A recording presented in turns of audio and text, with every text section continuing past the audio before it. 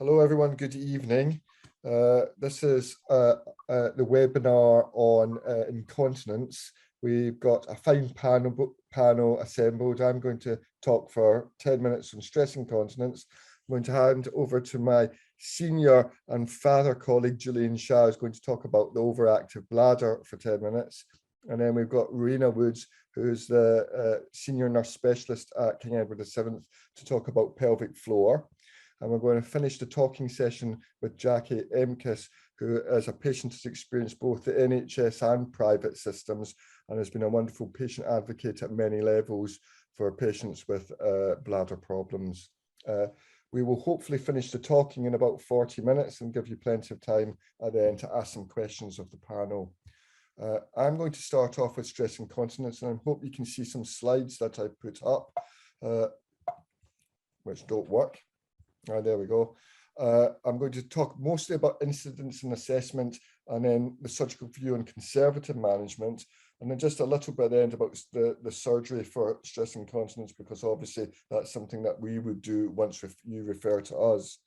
We're going to start with incidence, and these are some numbers from some of the most significant papers, which show as you get older, the risk of incontinence increases, so that by the time you reach into retirement age, about a third of patients have incontinence, and that's fairly consistent everywhere you go in the world, apart from Spain.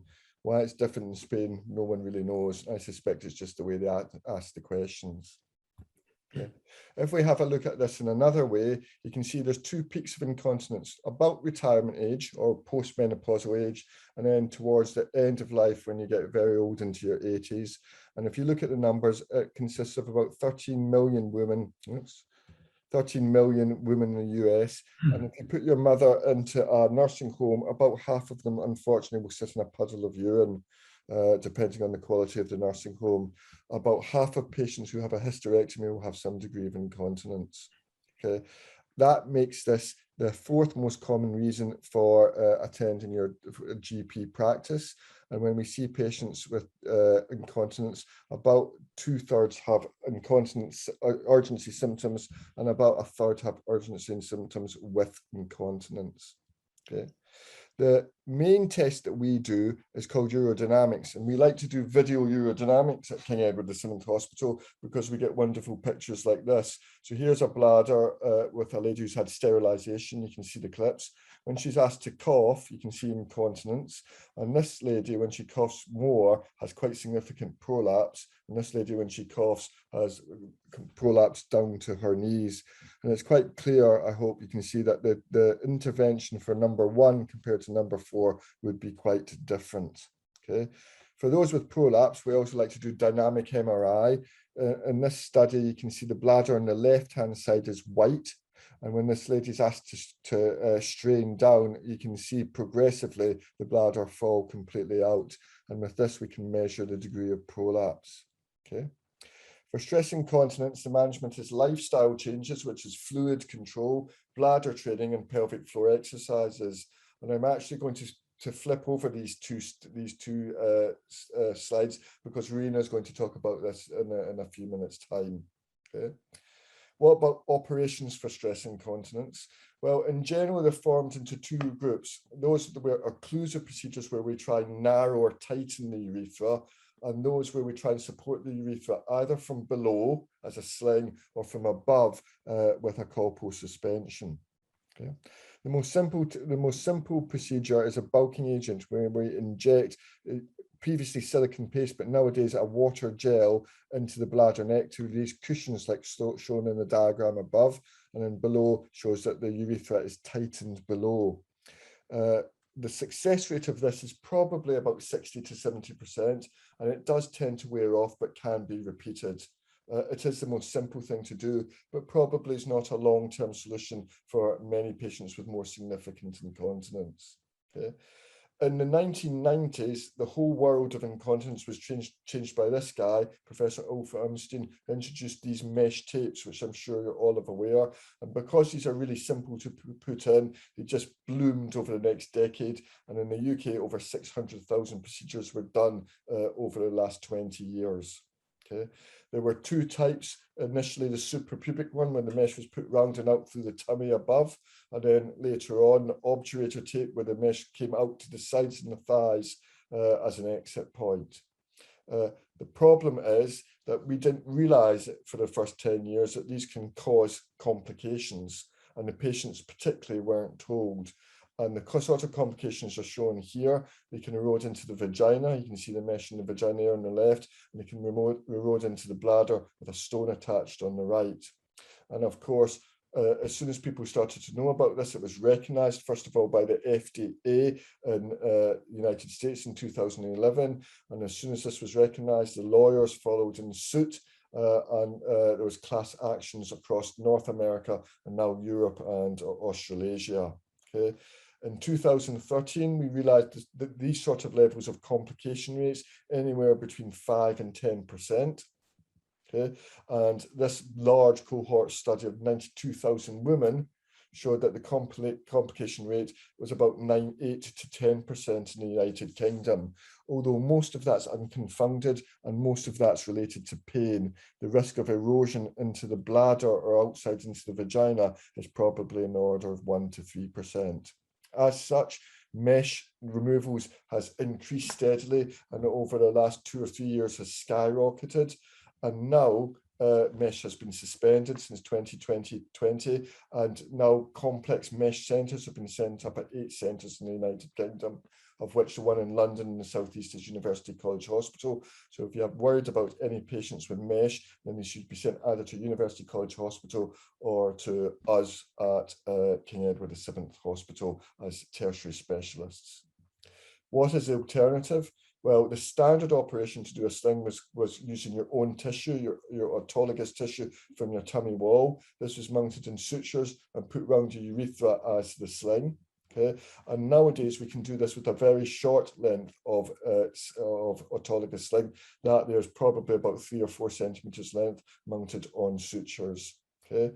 The colposuspension is the operation many of you have heard of from early in your training. It was frequented from the 1960s and 70s, and in this case, sutures are put in inside inside into the vagina, and the bladder neck is lifted up towards the pubic arch. And the success rate of this is roughly equivalent to slings. But the colposuspension does have one particular problem, which is if you pull the bladder neck forward, you can get secondary prolapse of the bowel as this is also pulled forward. And this can be up to 8-fold increase, or a risk of between 5 and 10%. Nowadays, we can do a colposuspension using keyhole or robotic surgery, and you can see here on the left, there are stitches pulling the vagina up towards the pectineal ligament, the Cooper's ligament, each side of the pubic symphysis. With the colposuspension done laparoscopically or robotically, the recovery is quicker, usually done as a day case, and we can get the patients home quickly. For those with really complicated stress incontinence where other things have failed, we've also started using the artificial urinary sphincter, which some of you may have heard of, used in men. Okay, this is the data here presented, where the success rate is about 70 or 80%. Okay, and durable. Okay, and but we only reserve this for those who've really failed other types of intervention. And as you can see here in my summary slide, that the rates of success for all these different operations is broadly equivalent, out to 5 to 10 years. And that means no one single operation is preferred over another. And that means there's a discussion between the patients and the clinicians about which is best for their specific issues. And of course, they should be referred to a clinician or a set of clinicians where all things can be offered, and so patients can have free choice. I think I've done, I don't know, 5 to 10 minutes very quickly. We'll leave questions to the end, I think, and I'll pass the baton over to Julian, who's going to talk to you about overactive bladder. Thank you very much, Jeremy. I was invited to talk to you without slides, so I didn't prepare any slides, and I'm going to talk to you about overactive bladder. Jeremy introduced this in his talk with the statistics, and you can see that the condition is very common in society in general. The condition can go from childhood to old age. So children who present with bedwetting, a proportion of those will have overactive bladders. You'll need to know what an overactive bladder, what is it? The term overactive bladder was coined principally by Paul Abrams and Alan Ween in about 2002. Before that, we called it the unstable bladder. As far as I was concerned, the unstable bladder meant when you filled the bladder with urodynamic testing, you would see waves of contraction, and those waves of contraction would simulate a feeling to need to go to the toilet urgently. What happened in 2002 is they changed the terminology to include symptoms, but not necessarily proven by urodynamic testing. And the symptoms classically are frequency, I go more often than usual, getting up at night, urgency, in other words, when I want to go, I've got to go, and if I don't go, I leak. Now, normal frequency is 7 times in 24 hours. As we age, we have a tendency to get up. You don't when you're young. So young people who get up at night have a problem. So if patients are going more frequently than, say, 6 or 7 times a day and once or twice at night, there's a need for concern, particularly if they have urgency or urge incontinence. Now, how do you diagnose it? First of all, of course, you have to take a history. And the whole principle of what was the change in terminology to call it the overactive bladder in 2002 was really to stop patients going for urodynamic testing, going to urologists, and perhaps being treated by GPs with medication. Of course, we as professionals and you as interested parties would want to have a purist approach to it, and I do feel this is very important. So at the end of the day, since once you have the condition, it doesn't go away, I would ask the question, should we not diagnose it? Interestingly, when we did a study some years ago, and I was in the urodynamic unit at Middlesex, we looked at people who'd been bedwetters in childhood, and we discovered that if they were bedwetters in childhood, often they would present later in life with an overactive bladder in their 20s, 30s, 50s, or 70s. So once you've had an unstable bladder all your life, even though it may suppress in the middle years, it will come back as you get older. So what should you do? Of course, when you have a patient that comes with these symptoms, you need to exclude things like infection or tumors to make sure you're not missing anything. So do make sure the patient's got a clear urine, they haven't got any blood in the urine, and that they're emptying their bladder. Because, of course, a patient with a full bladder, with retention, for example, or maybe with cord Aquinas syndrome can give rise to incontinence without you being aware of what the cause is. Ideally, urodynamics are the answer, but any patient with an overactive bladder should fill in a frequency body chart. How much they drink, when they drink it, how much they pee, when they pee it. Now, as I tell the medical students all the time, why are you carrying a bottle? Everybody seems to be carrying a bottle of water around with them, sipping and drinking far more than they need. Your body tells you what you need. You don't need to drink vast amounts of fluid. I know you're told that by some professionals. I don't agree with that. And certainly looking at fluid intake makes a difference to patients' frequency.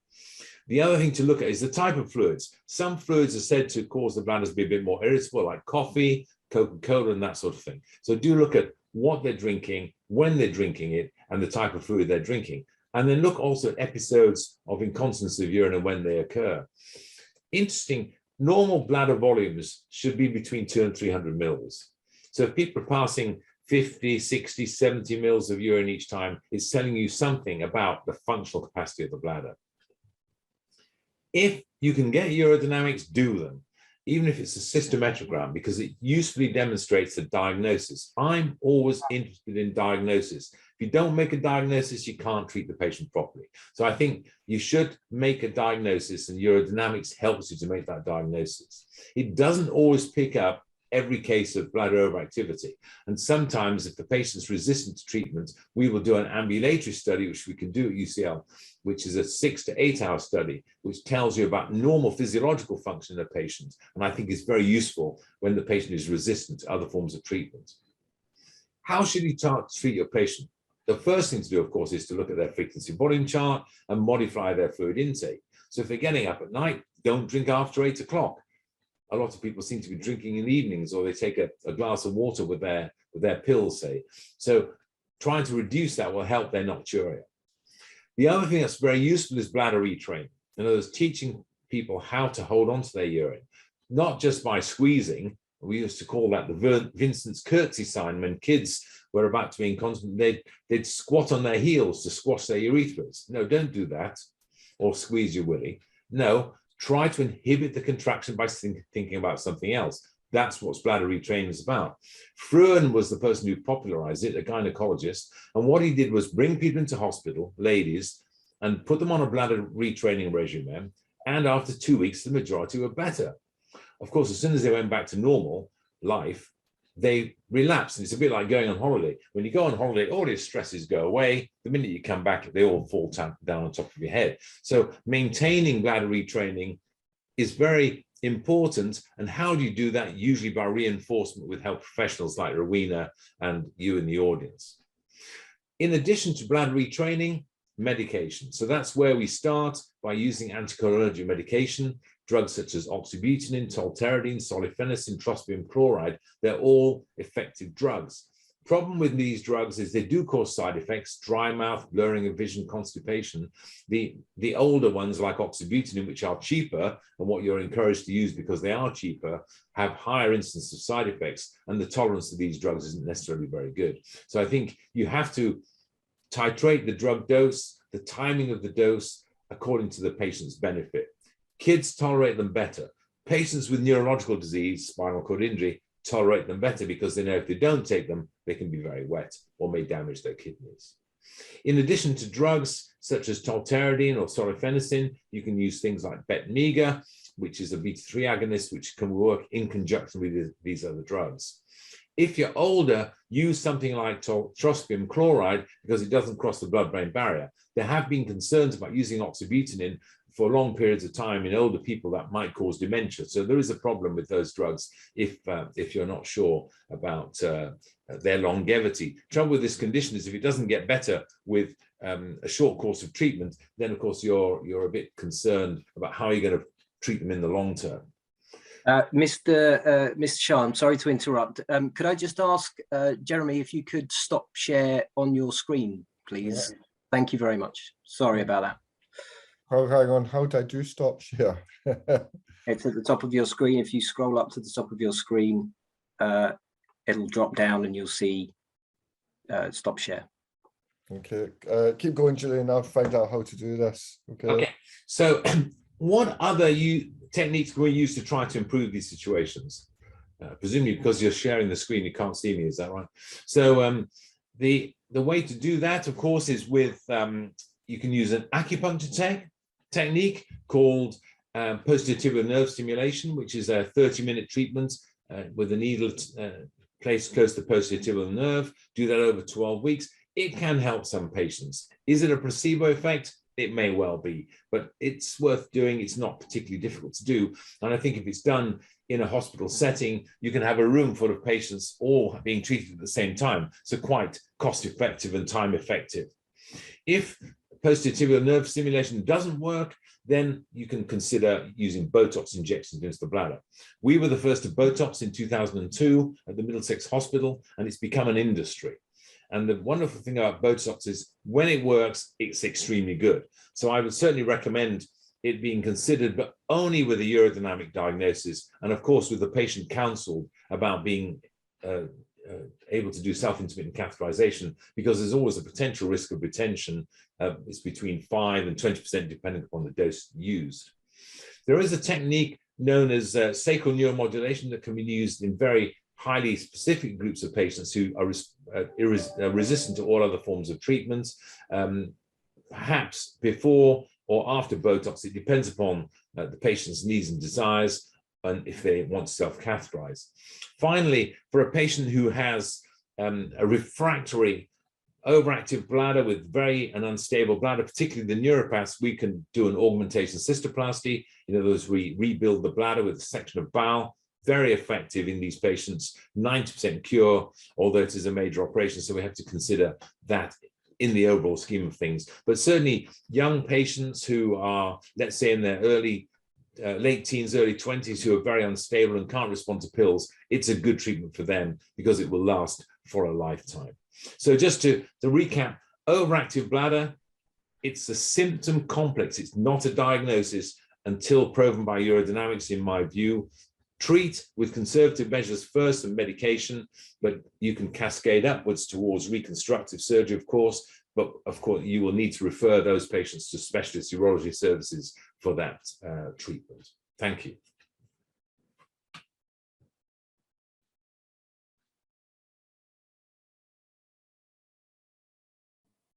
You're muted, Jeremy. Thank you very much, Julian. That was a wonderful synopsis of overactive bladder. We're going to move on to the pelvic floor, and there's no one better at assessing and treating the pelvic floor than Rowena Woods, and I'll hand you over to her talk. Thank you. I'm sorry about my lighting. It keeps looking like I'm sat in the dark. I promise I do have lots of lights on today. So my name's Rowena. I'm the urology clinical nurse specialist at King Edward's, and together with our colorectal nurse and a physiotherapist, we also run the pelvic floor clinic.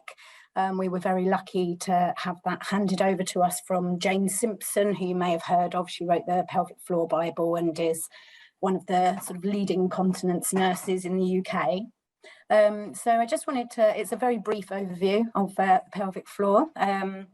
Just wanted to talk to you a little bit about what it is and how we can treat it.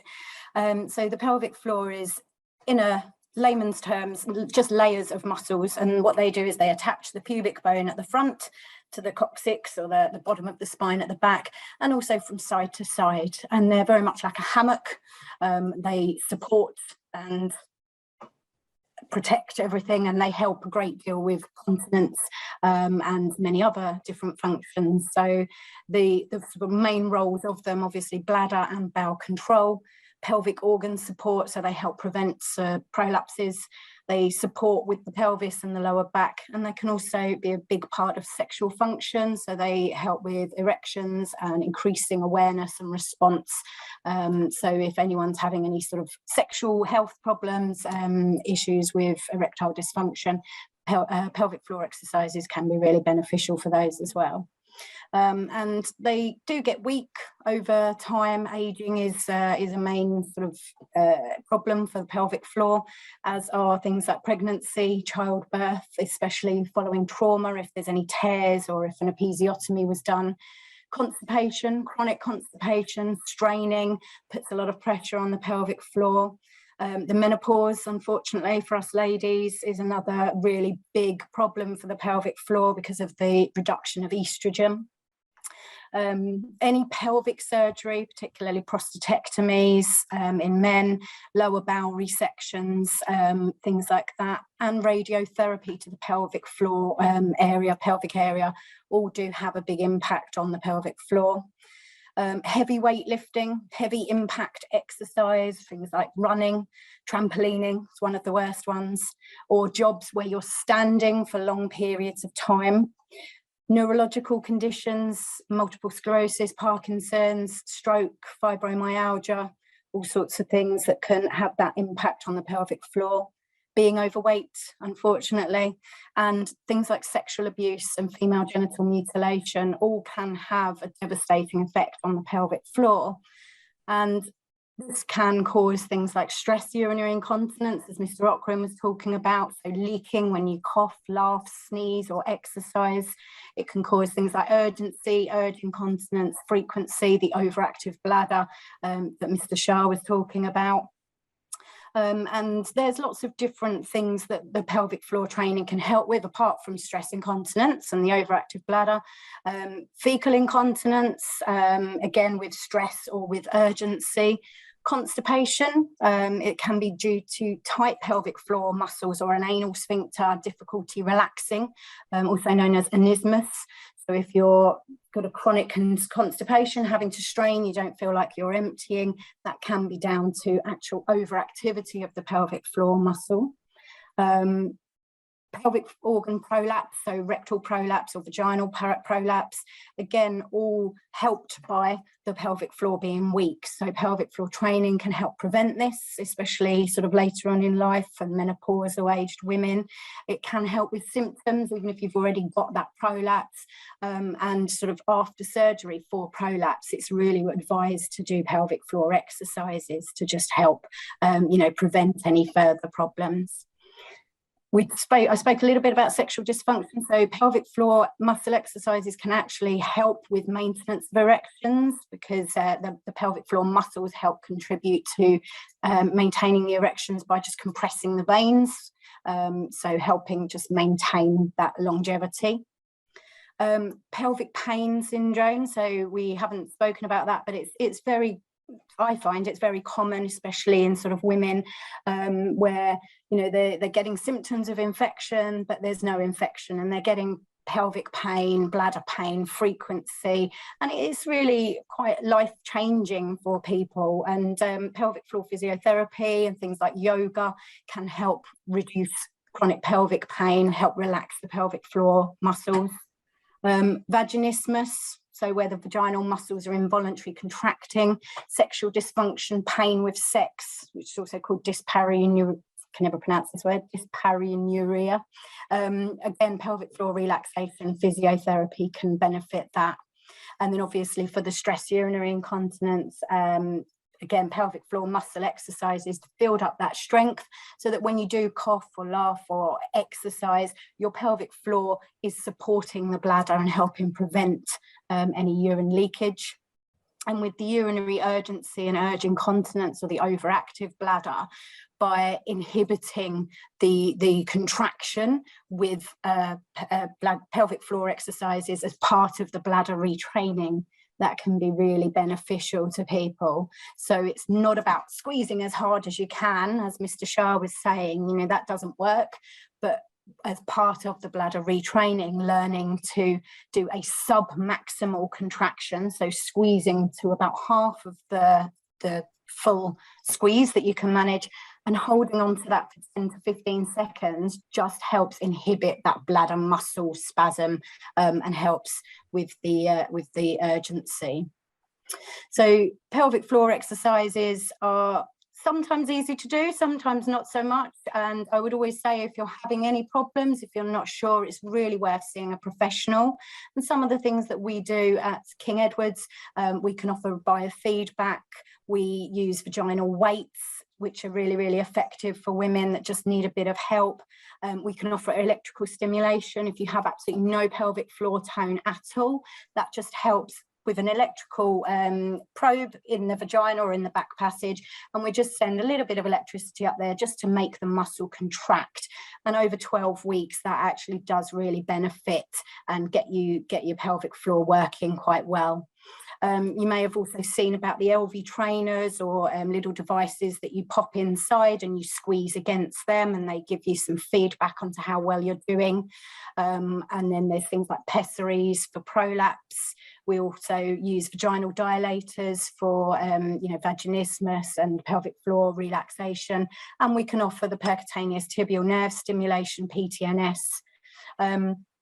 Just briefly then, I'll talk you through some pelvic floor exercises, but basically the best thing to do is to sit on a hard surface, and you're imagining that you're trying to control some wind or diarrhea, so tightening the back passage. So you're focusing on pulling that back passage up and away from the chair without squeezing your buttocks. And then at the same time, imagining that you want to stop yourself passing urine. So for men, imagining you're trying to shorten your penis and lift your scrotum. For women, you're visualizing lifting up and inwards in a banana shape from the back passage. It's really important to focus on your breathing. Try not to tighten the abdominal muscles or legs or buttocks, and just build up gradually. So often we see people that go, oh, I'm doing 15 of these, 50 times a day, and it's just too much. The pelvic floor muscle, like any other muscle, if you start off too quickly trying to do too much, then you're just going to end up making yourself sore. You're not going to see any improvement. And a lot of the time we see women that go, oh, I did them for a few weeks and it didn't really do anything. And that's why. So if in doubt, always come and see a professional, either locally, or we'd be happy to see you at King Edward's. Thank you. Thank you very much, Rowena. That was an excellent overview of pelvic floor exercises. Can I remind everyone that the question and answer box is open. So if you want to type your questions there, we can either type answers or leave them till the end and go through them all together as a panel. But please post questions and be interactive. The last speaker tonight is Jaq Emkes. Jackie's had, I hate to say years, that would be embarrassing, but she certainly spent a lot of time dealing with both the NHS systems and the private systems, and has been a fantastic patient advocate at all different levels, through government, through patient groups, down to the hospitals in which she's been involved. So please, Jackie, give us your words of wisdom. I'll try my best.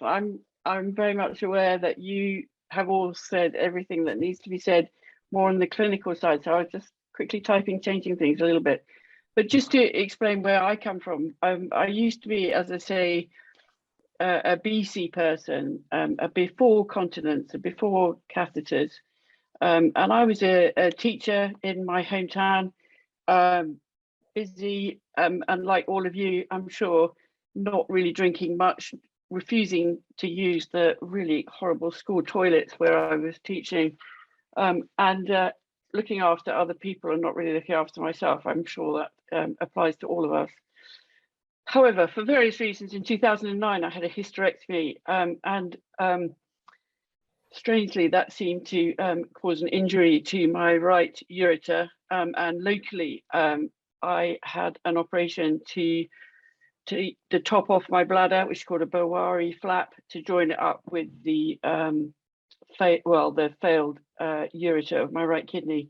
Unfortunately, that didn't work, and so I did end up coming into London, where we did all that again, and we tried very hard, but unfortunately, the reflux back to my right kidney caused quite a lot of issues, and so that right kidney was then donated, which is positive in all of this, to a sick man in North London, who still writes to me every Christmas, I'm really glad to say, and he's doing really well. He was very ill. He now has my right kidney, and he's playing golf, and he's got his job back, and he's seeing his family. So that's a real good thing. So I've had various procedures, and I'll just quickly list them if there's clinical experts listening. But if you don't understand the words as a patient, please don't worry, because neither do I. Bowari flap nephrectomy, colposuspension, autologous rectus fascial colposacropexy. I've had stents, nephrostomies, indwelling, suprapubic, and disposable catheters as well. Infections, which I think is a question that's already come up, has caused issues, and try as we will, we're not quite sure what to do about that. And of course, this is a whole area of medicine that we don't really want to talk. As a child, my mother knew the word breast, and we just didn't talk about it. But then she unfortunately got breast cancer, and there we were in the waiting room talking about breasts. I was amazed that she was quite happy. The one thing about her breast operation, her mastectomy, was that she was really worried about having an indwelling catheter after the operation. She didn't seem that bothered the breast situation. She was far bothered about the catheter. We were worried about it. We don't like peeing and pooing part, do we? So my work really is to try and explain some of these things that have happened. The stress incontinence that my amazing surgeons around me and has mentioned as well. Stress incontinence, about getting stressed out of work, about an emotional stress. It's more about that moment when you jump on a trampoline with your kids and or that bouncy castle, and you realize that really your bladder is not going to cope with this, and you get off as quickly as you do. The other part about it is urge incontinence, which I kind of call the key in the door moment. You've traveled all the way home, you've made it.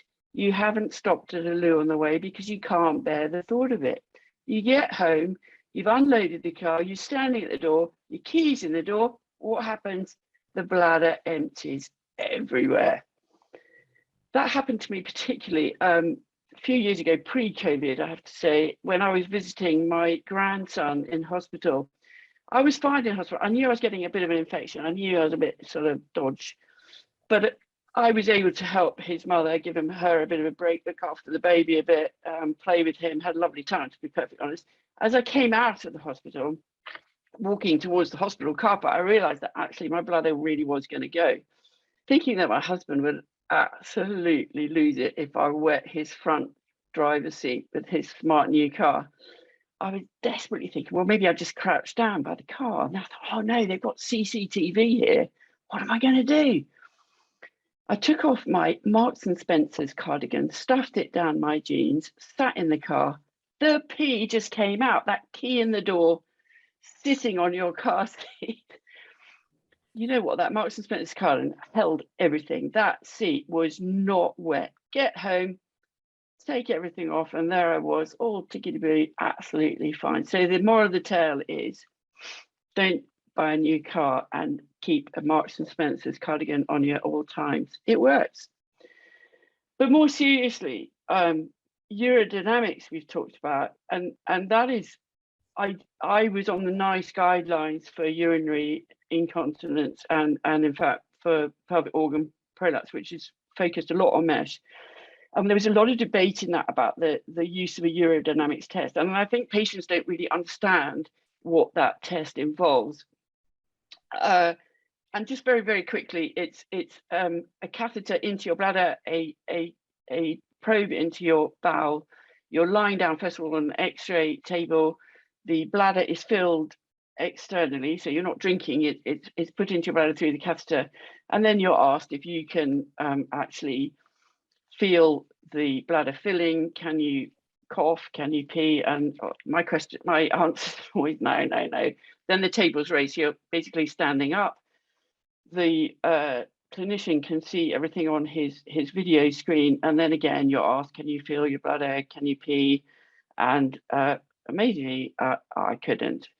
The next part of that is to sit on, I don't know what it's called, Jeremy and Julian will be able to say, a sort of loo where the flow rate is measured. And the lovely team, they are so discreet, they're so nice, but they do their real best, and they kind of hide around the corner while you're trying to pee with a tap on. And no, I couldn't do that either. So I thought also that I'd try and explain that for me, this is my kind of daily life. You know, most people hopefully have a really nice, wonderful, tight toned bladder. Mine, I feel, is just kind of a floppy mess. And so the urine kind of gets left behind. So I don't empty it very well. But if it's really full, I've had a lot to drink, like Jeremy and Julian are worried about people drinking and sipping too much.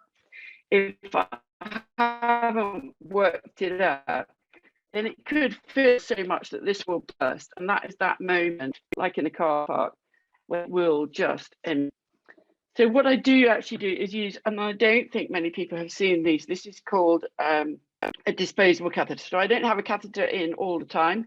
I have one of these. There's all sorts. There's plenty. Sorry, is my connection gone? Can you still hear me?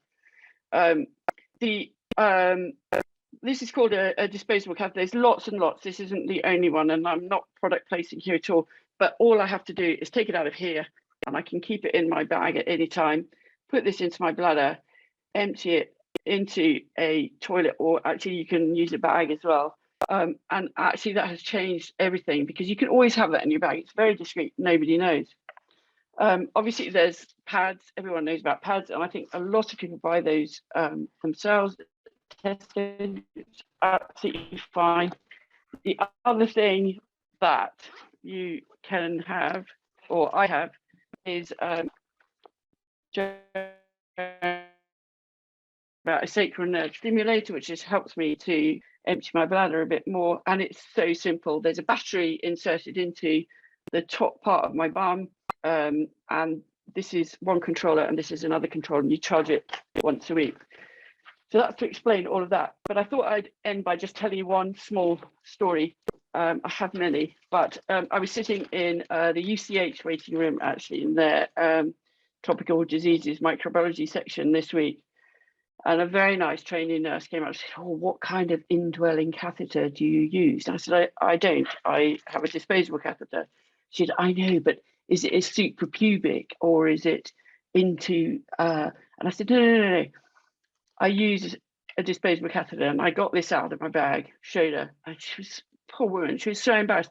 And I think this is a real problem that people just don't know, even in hospital. And it's about the education of nurses, doctors, everybody, but also the public awareness.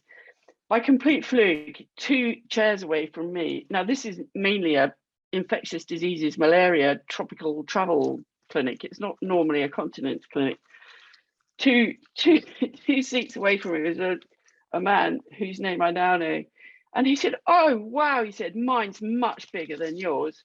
And he produced his catheter. Now, of course, anatomically, a man has to have a longer catheter than a lady. And so there we were discussing our catheters in the waiting room to the amusement of everyone around us. And I just thought, for one bit of the day, a few more people and one more nurse knew what we were talking about. We don't necessarily have to have pads. Pads are fine and can be used and are helpful. But there are other things that we can use to try and make things a little bit better. So just to finish, some other work that I've done is way back in 2014, my women's health physio, and that women's health physio is really one of the most important supports to all of this work. And of course, there's men's as well. And she asked me to go to a dinner at the House of Commons. And as a result of that, we started up with the Excellence in Continence Care Board, and now the NHS National Bladder and Bowel Project, which is full of amazing experts. Paul Abrams down in Bristol with his huge, Bristol seems to produce every kind of urological expert. They have also just won an award, which I was part of, for an app on continence. And the work that this project is going forward with is fantastic. There's been many more reports written, especially over the COVID years, because of the lack of access, obviously, to face-to-face. Not even so much as in hospitals, but of course, seeing GPs has been absolutely impossible. Certainly in my town, I haven't seen a GP for 2 years. So I would really want to say, I urge anyone with any slight inkling of a bladder issue to seek help and get the information that you want to ask. Ask all of us here on the panel, private or NHS. We've got loads and loads of resources that we can put your way so that you can say to your GP, who probably doesn't know, to be perfectly honest, this is the kind of thing I'm hoping to get help for, and this is how I think I might be able to. There's the APPG, which is the all-party parliamentary group working really hard on this. There's also a charity called Bladder Health UK, which has got fantastic resources. And there's also the University of Southampton, which has got millions of resources. But if you want anything, I'm really happy for my email to be shared, and just ask away. I'll send you everything I've got. And if I don't know, I won't pretend. I'll pass you on to who I think might be able to help. And that's kind of me, really. Thank you very much, Jackie. That's another fantastic synopsis of your own experience, and also the things that can do or to help patients along their journey. We've done very well and kept to time. Thank you all to all the panelists. It means that we've got 15 minutes left if anyone's got questions. I see that Julian's been typing away furiously while we've been talking with some answers. And there's some questions being put up on the panel, so I'll maybe ask them. There's quite a lot about the pelvic floor, Rowena, as you wouldn't be surprised. A couple of them. The first one says, how many fast and slow pelvic floor exercises should we be asking our patients to do, and how often? So really the golden rule, as it were, is to aim for a 10-second squeeze and 10 repetitions. So you have 2 types of exercise that we want patients to do, the slow and the fast. So with the slow exercises, you're squeezing, holding, and then resting, and then repeating that. And then you do the quick ones, which are just the quick squeeze and relax. So what we're aiming to all be able to do is to squeeze and hold for 10 seconds, rest for 4 seconds, and repeat that 10 times. And then do a 10 quick squeeze and release session, and do that 3 times a day. It's quite a lot to start with, and I would suggest that anyone that's not used to doing pelvic floor exercises, anyone that's starting off with an exercise regime, just starting off with a 3-second squeeze and a 6-second hold, and doing about 3 of those, followed by maybe 4 or 5 of the quick repetitions. After a week, going up to a 4-second squeeze, 5-second squeeze, 6-second squeeze, and gradually just increasing the length of the squeeze or the repetitions. So they could say go from a 3-second to a 4-second, and then go from 3 repetitions to 4 repetitions. So it is a long process. It takes quite a while to build up the pelvic floor, and we would expect to see improvement after about 12 weeks of sort of, doing pelvic floor exercises. The key is not to overwork them 3 times a day. And if you're tired, or if you feel that things are actually getting a bit more sore, a bit more painful, just take it down a notch. Very full answer. Thank you very much. Wait, Rowena, do you recommend the Squeezy app? Absolutely, yes. So there's a really good app that you can buy. I think it's £2.99. It's made by the NHS, called Squeezy. And what you can do on there is set yourself up a program. So you can set reminders so that it will tell you when to do your exercises, and it will keep harassing you until you do your exercises. You can then push a little button to say you're ready to do them. It will count you down. It will count the seconds for you, tell you when to squeeze, when to relax. You can change the settings, so you can set how many times you want to do them, and how many you're going to do, and how long you hold for, and how long you rest for. And you can do your quick and your fast, quick and your slow ones on there. So yeah, it's really, really good. Have you used it, Jaq? Yes, actually, she won a prize at the same time that I won a prize, and we met then actually at the House of Commons, so we've kept in touch ever since. I really recommend it. I think it's fantastic. I've actually recommended it to men as well, which, to my delight, my son saw someone using it on a tube and texted me straight away. So I think it's really brilliant. great. Yeah. Good.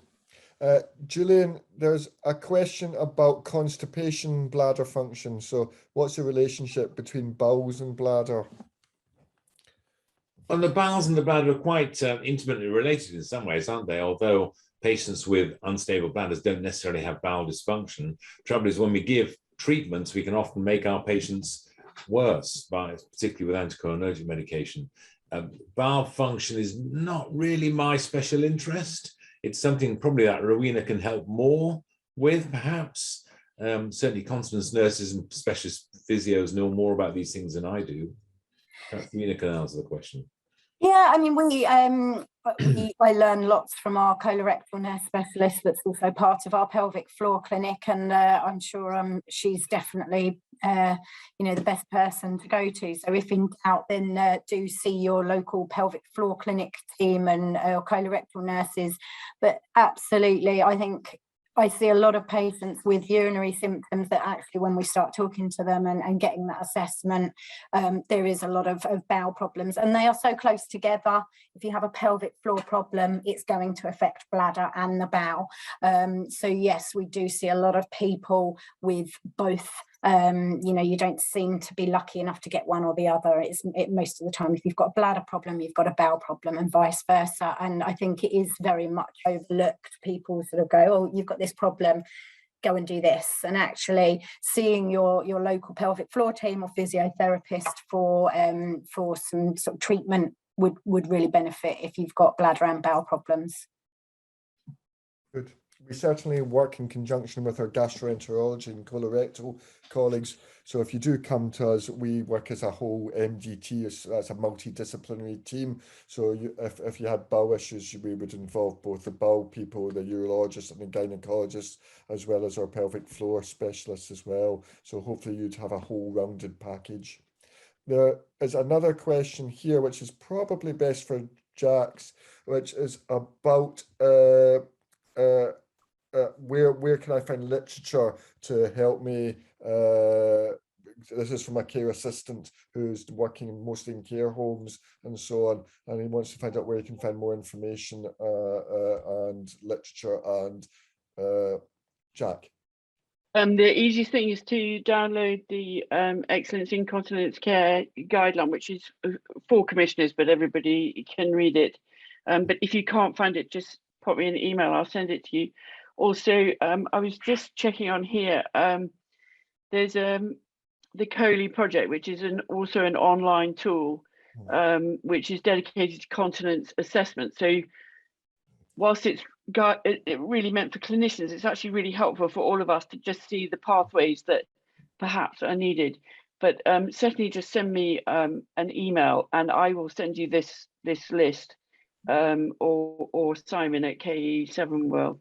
Okay.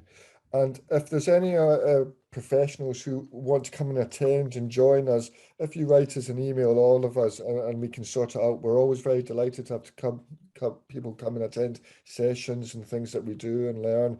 We're quite a friendly bunch that way. So contact us either directly or through Simon, explain who you are, and I'm sure we can help you directly if necessary. There's another one maybe for you, Julian, which is I have urgency, but no or little pee comes out, and that's my worst thing. Can you help? Well, I think one would need to go into your symptoms to find out what really is going on.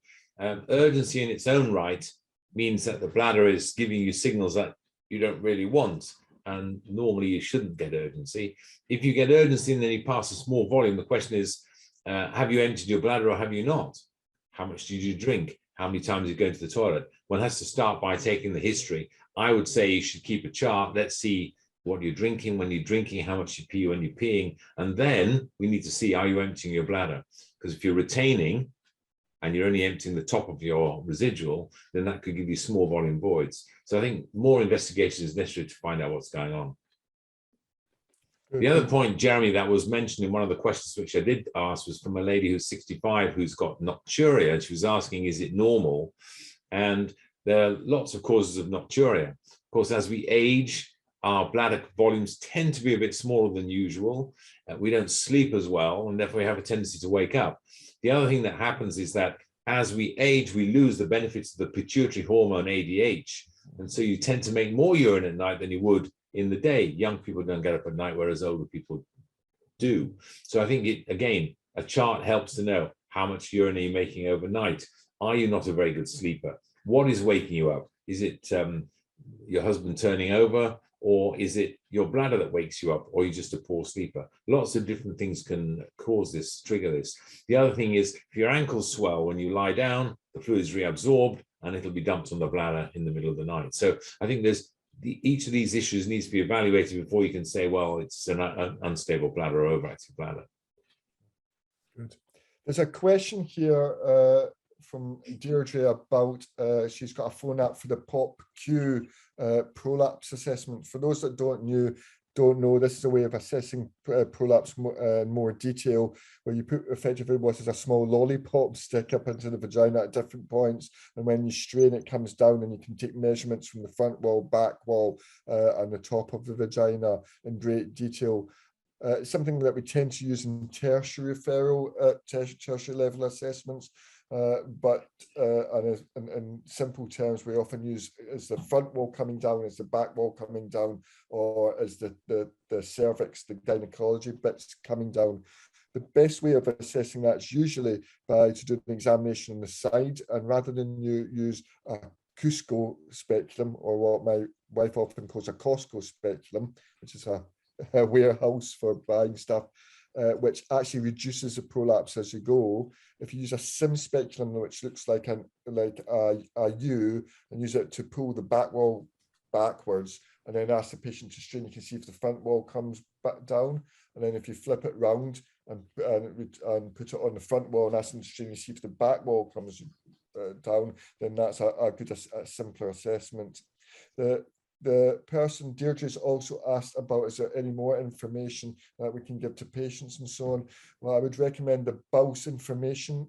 BAUS is the British Association of Urological Surgeons, and they have free information on their website and patient leaflets about many conditions, including the pelvic floor and incontinence, and they are very useful. The British Society of Urological and Gynecological Surgeons, the BSUG website also has other information which complements that. So these are two very good websites where you can get information.